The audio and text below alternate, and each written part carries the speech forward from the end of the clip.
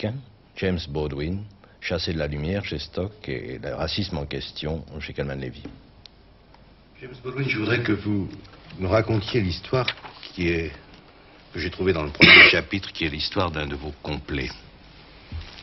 Ah. C'est, comment dis-je,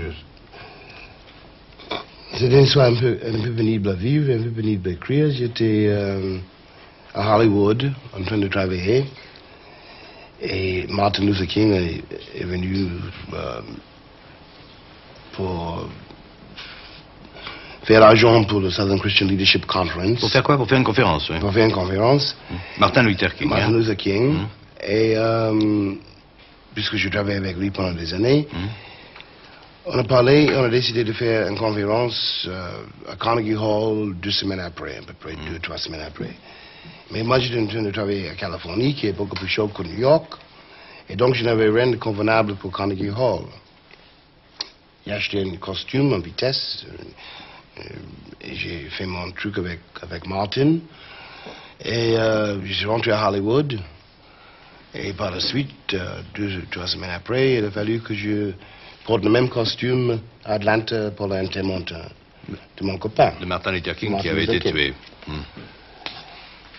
Et je suis remonté à New York, après Atlanta, et j'ai vu un type qui écrit des rubriques dans le journal. Un journaliste, oui. Un journaliste. Et je disais que je ne pouvais plus porter ce costume. Parce que pour moi, c'était... Chaque fois que j'ai regardé le costume, j'ai pensé à Martin. Chaque fois la dernière fois que je l'ai vu, que j'étais à côté avec lui, j'avais porté ce costume. Et quand j'étais à l'enterrement, c'était le même costume. Et je ne pouvais pas faire... pour moi, je pouvais pas le mettre. C'est ça. Mais ça était mis dans le journal. Vous ne pouviez pas le supporter, finalement. Voilà, c'est ça. Pour moi, c'était un complet maudit, plein de sang. Et on a mis ça dans le journal, dans le journal. Et quand je suis rentré à New York, il y avait un copain du lycée qui me téléphonait parce qu'il a lu dans le journal que j'avais un costume, un complet que je portais plus. Et il avait besoin d'un complet et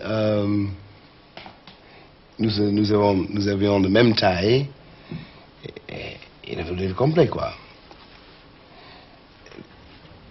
C'est une histoire que je ne pouvais vraiment jamais approfondir parce que... C'était un copain noir, évidemment. Un copain noir, oui. Mais à New York, parce que New York est comme il est, je peux plus prendre les taxis ni le métro. En étant trop noir et trop célèbre, et parce que ma famille a peur pour ma vie, et après tout, mes copains étaient tous assassinés. Donc il faut que je loue la voiture. Et j'ai loué une voiture avec le complet pour monter chez le copain. Une grande Cadillac. Une grande Cadillac, pas malheur, c'était pas de ma faute. Et voilà, me voilà dans un grand Cadillac qui ne m'appartenait pas, avec ce sacré costume, pour aller chez le copain. traverser la rue de Harlem, où j'étais né, dans une situation impossible d'écrire, impossible même de... Voilà le Cadillac, c'est vrai. Voilà Jimmy Baldwin, ça c'est vrai. Voilà le costume, ça c'est aussi vrai. Le chauffeur blanc. Le chauffeur blanc, évidemment. Et j'ai donné le livre, enfin le complet au copain. Mais ça faisait des années que j'avais quitté l'endroit, que j'ai quitté Harlem, que j'ai quitté l'église. J'avais plus 13 ans. J'avais beaucoup voyagé, je suis devenu une espèce de monstre sacré, comme vous disiez en français. Mais dans ce contexte-là, c'était beaucoup plus grave parce qu'il s'agissait aussi d'un soupçon au moins de trahison. Et une phrase, je voudrais que vous commentiez là. Vous venez de raconter votre voyage dans le Sud.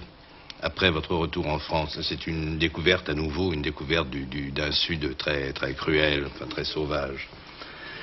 Et vous dites, vous parlez des rencontres que vous avez faites, que vous rencontrez aucun des assassins déclarés des Noirs, mais vous rencontrez seulement les amis des Noirs. Et vous dites, et je dus admettre que aussi longtemps que votre ami vous voit comme un Noir, vous ne pouvez être des amis l'un pour l'autre, seulement des complices. Qu'est-ce que vous voulez dire? Ça veut dire, par exemple, toi et moi, toi blanc, moi noir, on se trouve au même lycée, mais on se rend très bien compte qu'on n'habite pas dans le même quartier. Et aussi, on sait très bien que dès que le lycée est fini, dès que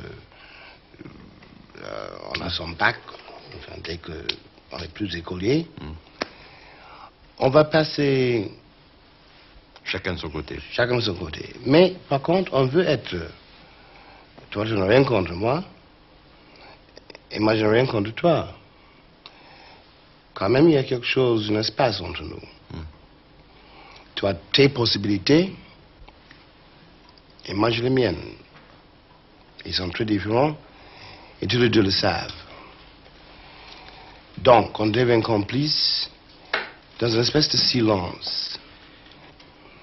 Donc, on est devenu des complices parce que toi, tu es en train de voir ton avenir et tu veux que je te rassure que je ne te déteste pas. Oui, tu vas pas me tuer, finalement. Voilà. En gros. Et moi, je suis en train de regarder mon avenir en me demandant si un jour, ce ne serait pas nécessaire. De quoi? De te tuer. De me tuer, oui, d'accord. Donc, on devenait complice, justement parce que tu n'oses pas dire la vérité à moi, quand tu es en train de m'enfuir. Et moi, je ne peux pas dire la vérité à toi non plus, parce que je suis en train de trouver un moyen de te survivre. La seule façon de prouver que vous êtes blanc, c'est de me regarder comme noir. Oui. Je suis devenu indispensable. C'est les talons, finalement. Voilà. Dès que le noir devient l'ego de blanc américain, les blancs sont absolument perdus. Il est quoi, à partir de ce moment-là? Il est où? Il est qui? Autrement dit, croire qu'on n'est pas raciste du tout, c'est avoir envie d'être rassuré. Oui, voilà. Ce livre qui est le résultat d'une rencontre de plusieurs journées entre vous et une blanche, anthropologue blanche, Margaret Mead. Et le sujet de l'entretien, et c'est le titre, c'est le racisme en question. Donc vous avez, pendant 3 jours, vous avez conversé, discuté avec Margaret Mead. Est-ce que vous l'avez senti complice au sens où vous l'entendiez tout à l'heure? Non, parce que Margaret Mead, c'est une dame que j'admire beaucoup. Et surtout, c'est une dame, c'est une femme, un peu plus âgée que moi. Entre hommes et femmes, c'est quelque chose d'autre qui arrive, surtout entre hommes noirs et femmes blanches. Parce que ça, c'est vraiment un autre magasin, un autre prix. C'est quelque chose d'autre. Je parlais des complices comme entre hommes. Car une partie de ces complicités implique justement les femmes blanches. L'homme blanc américain, dans mon expérience, de toute façon, a la drôle d'idée que sa femme, comment dire, ne lui vraiment appartient pas. Comme que si moi, comme noir, a envie de sa femme, elle n'est pas capable de dire non à moi. Je ne sais pas pourquoi, mais ça c'est son rêve, son cauchemar. Et une telle insécurité, c'est difficile à décrire, impossible à comprendre. C'est-à-dire que vous êtes constamment un risque, en un sens. Vous êtes considéré comme un risque, non? Oui, mais dans l'esprit des oui, Blancs. Oui, dans l'esprit des oui, Blancs. Ça n'a rien à voir avec la réalité. Vous parlez de la vie privée des Américains blancs, et vous dites, et de l'échec de leur vie privée. Et vous dites, cet échec de la vie privée a toujours eu des effets désastreux sur le comportement public américain et sur les relations entre blancs et noirs. C'est ce que ça veut dire? Oui, c'est exactement la même chose. C'est exactement la même chose. Si je disais aux Américains, enfin, si j'essaie de dire que je comprends très bien le passion de Viet Cong, parce que je comprends très bien pourquoi tu n'as pas compris ces gens-là. Et je comprends très bien parce que tu n'as jamais compris moi, qui étais le premier Viet Cong. Tu n'as jamais compris que entre moi et mes frères, mes soeurs, ma mère, ma père, il y avait une autre vie qui se passait devant tes yeux, sous tes yeux. Chaque jour, tu n'as jamais vu. Tu as entendu le Negro Spirituals, et tu l'as beaucoup admiré, mais tu n'as rien compris. Tu as entendu le blues, tu n'as rien compris. Si tu n'es pas capable de comprendre, moi qui étais à côté de toi pendant tous ces siècles, comment veux-tu que tu vas maintenant comprendre le monde? Et c'est ça la gravité de ce problème américain. Ça veut dire que la nation la plus puissante du monde ne comprend rien du monde. Et nous sommes tous pour l'instant entre les mains. Aussi longtemps que le racisme est lié au pouvoir. Il y a beaucoup de gens qui sont pas racistes, qui se trouvent coincés dedans. Car, justement, si on revient à le copain noir, le copain blanc, n'est-ce pas? On devient complice parce que c'est vous qui a le pouvoir et c'est moi qui veux le prendre pour vivre. Et aussi longtemps que les syndicats, les chefs de syndicats, les gouvernements, les polices, les écoles et toutes les institutions du monde occidental là, sont dressés contre moi, il n'y a pas moyen que je vive sans que je change, trouver un moyen de changer ces institutions.